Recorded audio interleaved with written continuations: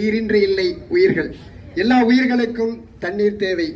மரங்களுக்கும் உயிர் உண்டு. தண்ணீர் இல்லை என்றால் அந்த இடம் பாலைவனம். தண்ணீர் அவசியத்தை உணர்ந்த நம் முன்னோர்கள் வீட்டுக்கு வீடு கிணறு வைத்து குடிநீர் தேவையை, தண்ணீர் தேவையை நிலத்தடி நீர் பாதுகாப்பாய் பாதுகாத்தார்கள். அது மட்டுமல்லாமல் ஏரி, குளம், குட்டை, வாய்க்கால், ஆறு போன்ற நீர்நிலைகளும் இருந்தது. ஆற்றில் ஓடுகின்ற நீர் தூய்மையான நீர், குடிப்பதற்கும் பயன்பட்டது. நானும் அவ்வாறுதான் தண்ணீர் அப்படி தள்ளிட்டு அப்படியெல்லாம் குடித்து வாழ்ந்தோம் ஒரு காலத்தில். தற்போது அதன் பிறகு குடிநீர் குழாய் மூலமாக குடிநீரை பயன்படுத்தி வாழ்ந்து வந்தோம். அதனால் தற்போது தண்ணீர் நிலை குடிப்பதற்கு காசு கொடுத்துதான் வாங்கி குடிக்க வேண்டிய நிலை. தண்ணீர் வியாபாரம் மிகப்பெரிய வியாபாரமாக வியாபித்துக் கொண்டு இருக்கிறது. இவையெல்லாம் நம்மை நாமே அழித்துக் கொள்ளும் நிலை. எந்த இடத்திலும் தண்ணீர் சமநிலை தான் காட்டும். சமநிலை அடையும் வரை அதற்கு சமாதானமே கிடையாது. ஓடிக்கொண்டே இருக்கும் தண்ணீரை அழிக்கும் வேலையை அழகாக செய்து கொண்டு இருக்கிறார்கள்.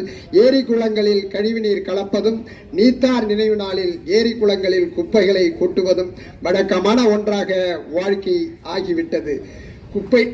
கும்பமேளா விழாவில் கங்கை நதியில் புனித நீரில் பழைய ஆடைகளை போட்டும் பிணங்களை மிதக்கவிட்டும் தண்ணீரை யாரும் பயன்படுத்த முடியாத அளவிற்கு தண்ணீரின் தன்மை கெட்டுவிட்டது. கடந்த சில மாதங்களுக்கு முன் கர்நாடக மாநிலத்தில் குடிப்பதற்கும் குளிப்பதற்கும் மற்ற தேவைகளுக்கும் தண்ணீர் இல்லை. காரணம், தண்ணீரில் கழிவுநீர் கலக்கப்பட்டதுதான் காரணம். 3 நாட்களுக்கு ஒரு முறைதான் குளிப்பதற்கும் மற்ற தேவைக்கும் தண்ணீர் அரசு கொடுத்தது.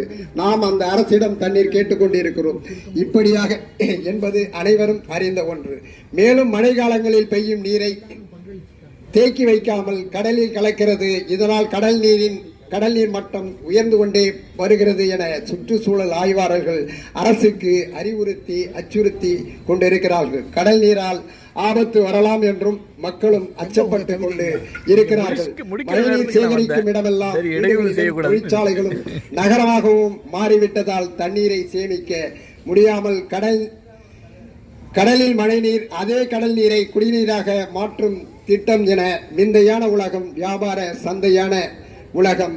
தண்ணீர் மாசுபடாத தண்ணீரை காப்பாற்ற முடியாமல், மழை நீரை சேமிக்க முடியாமல் தவிக்கும் தண்ணீரின் நிலை கதை. இது ஒரு சிறுகதை தொடரும். நன்றி. நன்றிங்க, நன்றி. இது ஒரு சுற்றுச்சூழல் ஆர்வலர். அந்த அடிப்படையிலே தான் இன்றைக்கு இருக்கக்கூடிய சிக்கலை கதையாக ஆக்கியிருக்கிறார். அவருக்கு நன்றி. கதை